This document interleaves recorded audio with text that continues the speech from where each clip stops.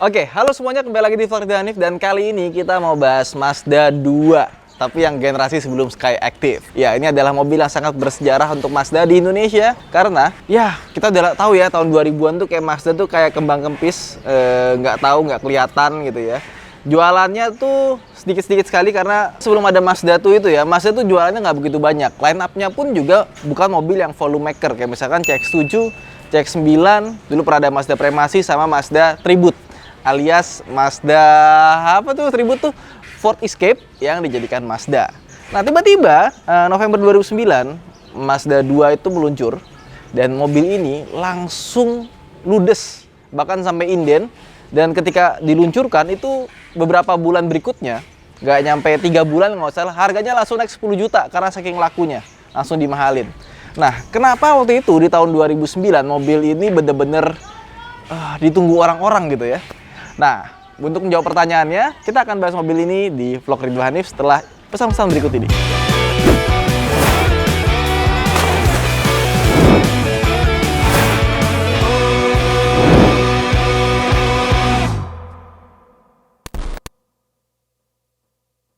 Jadi waktu pertama kali Mazda 2 ini meluncur, itu langsung, wah, melirik ya.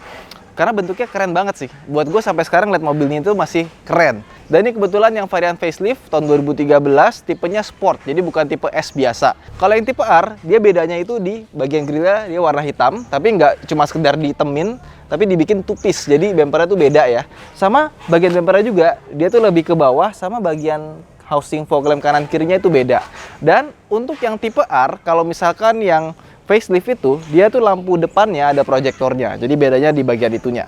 Terus karena ini tipe sport juga, samping kanan kirinya dapat side skirt, sama untuk interiornya di bagian head unitnya itu dia udah pakai head unit yang bonusan. Jadi waktu itu tahun-tahun 2013 ke atas kalau nggak salah beli Mazda tuh dapat head unit yang lebih canggih, ada touchscreen-nya. Kalau yang biasa itu seperti ini. Sama untuk yang tipe R, dia tuh punya desain seat pattern yang beda, katanya ada stitching merahnya. Kalau ini kebetulan joknya udah diganti, pakai jok paten sengaja biar kalau misalkan dipakai buat makan, ada makanan jatuh, apa segala macam nggak cepat kotor. Nah, Mazda 2 ini, meskipun desainnya keren, dia punya kelemahan di bagian peleknya. Ini kebetulan peleknya udah diganti. Kenapa? Karena biasanya Mazda 2 yang versi ini yang sebelum Skyactiv itu rawan pecah peleknya. Kenapa pecah? Karena dia punya ban itu yang cukup tipis untuk sebuah ban standar. Dia bawaan aslinya kalau nggak salah 185 45 R16. Ini udah diganti jadi 205 45 R17. Dan Mazda 2 yang Skyactiv baru itu pakai ban yang lebih tebal, 185 60 R15 apa R16 gitu, lupa gua. Jadi kalau kita lihat Mazda 2 yang baru sama yang lama gitu, kalau kita samping-sampingin terus kita lihat bagian bannya, dia tuh lebih ngebulet, lebih pas sama fendernya dibandingkan dengan Mazda 2 yang baru yang bannya lebih tebel. Cuma itu, karena dia bannya lebih tipis, jadi nggak jarang lah gue nemuin Mazda 2 yang dijual biasanya tuh peleknya ada gantian karena pelek aslinya udah kalah. Oke, karena dulu pernah ada mobil rental yang jadi korban. Terus kita lihat desain sampingnya, mobil ini benar-benar kompak ya. Panjangnya nggak nyampe 4 meter, wheelbase-nya pun dia juga nggak sampai 2,5 meter. Dan mobil ini sebenarnya dia tuh punya platform yang sama seperti Ford Fiesta. Tapi dari luar, nggak ada mirip-miripnya sama Ford Fiesta sama sekali. Even panel kacanya pun nggak ada yang sama Ford Fiesta. Bahkan kalau kita tengok mesinnya gitu ya, meskipun dia sama-sama punya platform yang sama, karena emang waktu itu Ford itu masih punya beberapa saham di Mazda, sampai akhirnya Mazda itu benar-benar bebas dari Ford, akhirnya bisa bikin yang varian-varian Skyactiv. Nah, di mobil ini, dia punya mesin 1500 cc, yang tenaganya menurut gua nggak seberapa besar, tapi performance-nya pas kita coba itu nggak kalah dibandingkan dengan 1500 cc lainnya. Oke, nah ini dia mesinnya. Untuk sebuah mobil Jepang ini mesinnya rapi ya. Jadi covernya itu dibikin ngotak gitu ya, dibikin rata. Dan mesinnya ini tenaganya nggak begitu besar, 104 horsepower, torsinya 135 Nm dengan transmisi otomatis 4 percepatan. Kalau Ford Fiesta itu dia punya dua pilihan mesin. Yang pertama adalah 1400 cc dan satunya lagi 1600 cc dengan transmisi 6 percepatan dual clutch. Ya memang secara angka teknologi kayaknya Fiesta tuh jauh lebih advance, tapi secara maintenance kayaknya lebih enak ini ya. Oke, Dan ini mobil kebetulan ada yang nitip minta tolong jualin. Tapi meskipun dia nitip untuk dijualin, juga kita harus lihat bagaimana kondisi barangnya. Tapi so far, ini kondisi barangnya masih bagus banget. Untuk mobil 2013, kilometernya rendah, masih 70 ribuan kilometer. Dan juga kemarin itu ada bunyi di kaki-kaki. Terus sama engine mountingnya udah getar, jadi kita ganti sama engine mounting baru. Dan kemarin ada bushing yang kita ganti. Jadi mobil ini meskipun bekas dan ada kekurangan ya, pasti ya namanya mobil bekas, pasti kan ada usia ya. Ini udah kita perbaiki, sudah kita rekondisi. Jadi meskipun mobil ini adalah mobil yang titip jual, bukan sengaja dibeli sama timnya Mas Wahid buat dijual lagi gitu ya. Sudah dipastikan mobilnya tanpa PR, jadi udah tinggal gas aja. Paling PR-nya cuma ini ya, ini kayaknya masih dicukur ya, kayak jenggot sama bagian ininya nih. Ya maklum, ini karena usia sih. Yuk, tutup. Kemudian ini bagian belakangnya. Bentuknya sih sampai sekarang masih cakep ya. Gue suka banget. Nah, ini kalau kita mau buka tuh pencetnya di sini, bukan di bawah sini. Ini pas kita buka, ini bagasinya jujur aja dibandingkan dengan hatchback-hatchback di kelasnya, dia mungkin yang paling kecil ya. Mungkin masih 11-12 sama Ford Fiesta. Terus di sini tuh ada kantongan plastik. Ini ada bushing. Terus ada belt sama ada engine mounting nih, bekas. Ini nggak usah ditaruh sini lah, nanti kita buang aja. Nah, dia punya ban serep itu dia pakai yang space saver. Jadi kalau kita buka, tuh ban serepnya kecil, nggak besar. Terus kursi belakangnya dia bisa dilipat 40-60, jadi nggak perlu dilipat semua. Tapi dia nggak bisa dilipat rata lantai sayangnya. Ini traynya nggak ada, apa nggak dikasih atau nggak ada dari sananya? Ya kondisinya seperti ini. Tapi so far masih bagus banget. Sama di sini ada muffler tip di bagian bawah. Ini mereknya Toyota. Kok bisa ya? Oke, sekarang kita masuk ke dalam. Oke, sekarang kita masuk ke dalam. Meskipun dia bukan varian yang paling tinggi gitu ya, di bawahnya 1 gitu. Tapi kita tetap dapat perlengkapan yang cukup lengkap. Kayak contohnya di sebelah kiri sini kita dapat audio steering switch control. Terus AC-nya juga nggak di downgrade ya. Terus semburan AC juga kita bisa atur mau ke depan, ke bawah, atau kita mau atur ventilasinya kemana. Sama yang tipe R itu dia speedometernya warna putih kalau nggak salah ya. Oke, yuk kita starter. Oke, ini mesinnya kebetulan baru diganti engine mounting jadi halus sekali, seperti baru. Sama desain dashboardnya ini, entah kenapa kayak keropi itu nggak lo? Iya, ini ada kodok. Ini kayak kepala kodok. Di sini ada matanya gitu ya. Terus juga dia punya posisi shifter itu di bagian dashboard di sini ke depan. Biasanya beberapa mobil di kelas ini itu shifternya ada di bawah. Karena dia punya shifter yang di bagian atas sini, di sini kita punya ruang yang cukup lega. Di sini ada cup holder, di sini ada colokan 12 volt. Di sini kosong, di sini ada ruang yang cukup lega. Dan uniknya di mobil ini, nah, dia itu punya kenapa? Kulitnya bunyi-bunyi ya kayak orang kentut. Nah, di sini nih, ini bisa kita buka. Nah, kalau dibuka atasnya ikut kebuka gitu. Jadi kalau kita naruh dokumennya itu bisa tegak berdiri. Kita masukin dari sini. Gitu. Kita punya sesuatu, misalnya ini ada duit ya. Kita bisa taruh sini nih. Nembus ke bawah. Tapi di sini ini bisa buat naruh barang. Nah, jadi kurang lebih bentuknya seperti ini. Dan sebenarnya ini kalau misalkan nggak ada tiang di sini, ini tuh gede banget loh bagian sininya. Oke, terus head unitnya. Seperti yang gue bilang, ini adalah head unit yang lebih advance. Cuma sayangnya kalau kalian beli yang model lama itu nggak dapat yang seperti ini. Di sini tiap kiri dan kanannya itu ada tombol, kurang lebih ada 5 buah masing-masing. Head unitnya ini sebenarnya kayak head unit aftermarket gitu ya, kayak bukan OEM.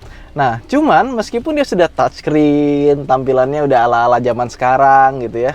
Sayangnya dia belum ada Bluetooth-nya. Dia baru ada DVD, iPod, aux, Navi Restart. Kok Navi Restartnya buat nge-restart navigation tuh gimana? Ya pokoknya seperti itulah. Sama dia ada TPMS tapi cuma logo doang. Pas dipencet kosong karena sensornya nggak ada. Sama dia ada kamera mundur. Kurang lebih kayak gitu. Kilometer mobilnya masih 76.000 dan speedometernya ini sangat kompak, kecil banget ya. Sebelah kiri RPM, tengahnya ini ada kecepatan, sama sebelah kanan ini MID-nya tuh kecil banget gitu, ngirit dia. Ada trip, odo. Dia nggak ada buat ngecek konsumsi bahan bakar dan lain-lain nih. Kosong. Terus untuk yang tipe R, kalau nggak salah setirnya sudah pakai setir kulit ya. Oke, sekarang kita mau coba jalan aja seperti apa rasanya Mazda 2 Sports S tahun 2013.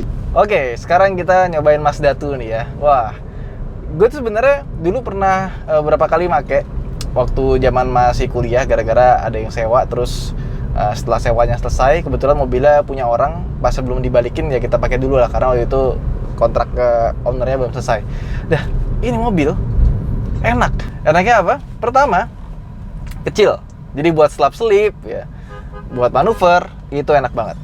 Terus yang kedua, mesinnya ini galak asli. Dia cuma 104 PS, tapi pas kita gas gitu ya, itu performa tuh kayak wood. Nah, larinya enak gitu. Buat teman-teman yang punya Mazda tuh pasti setuju deh.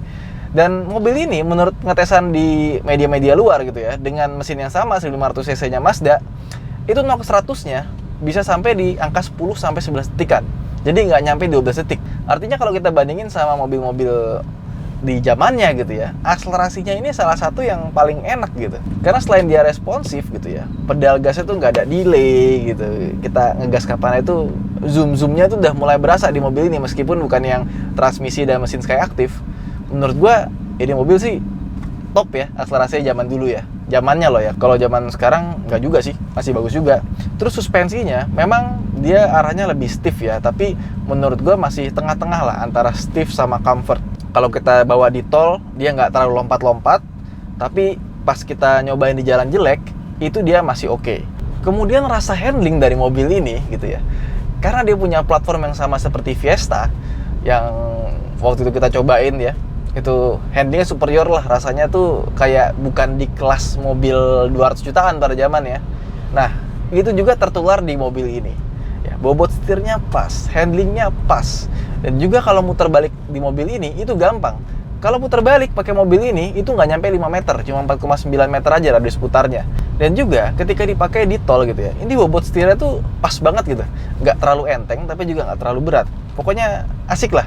Jadi kalau kita ngomongin handling, Mazda tuh nggak usah ngomong sampai yang ke Mazda 2 Skyactiv ya. Yang sebelum Skyactiv aja menurut gue udah zoom-zoom gitu. Udah jinbaitanya tuh udah berasa. Kemudian meskipun mobil ini masih satu platform dengan Fiesta, entah kenapa rasa peredaman kabinnya itu nggak setop Fiesta sih. Ini suara motor segala macam itu masih masuk.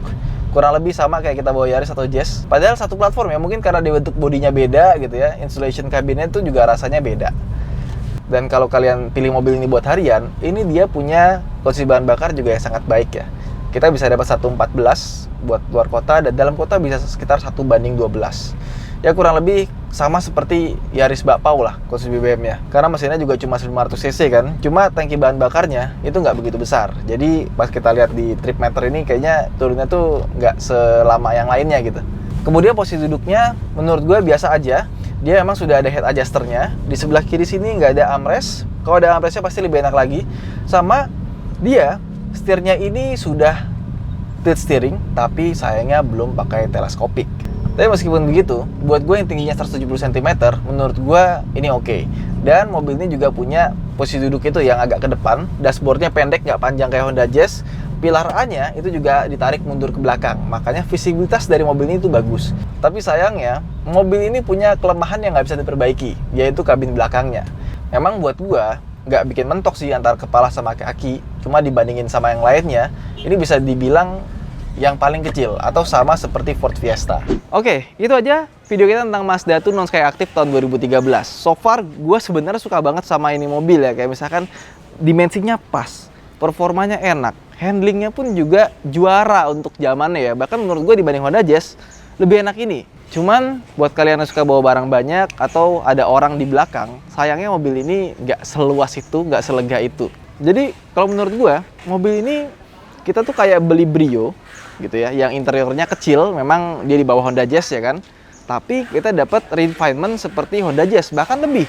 Terus juga handlingnya lebih enak dari Honda Jazz. Performance mesinnya juga oke banget. Bisa dibilang 11-12, dan juga bantingan suspensinya juga masih acceptable. Buat teman-teman yang masih melihara Mazda 2 non Skyactiv, bisa komen di bawah seperti apa rasanya, bagaimana dengan spare partnya, langsung aja komen di bawah. Saya Danif, sampai jumpa di vlog berikutnya. Bye!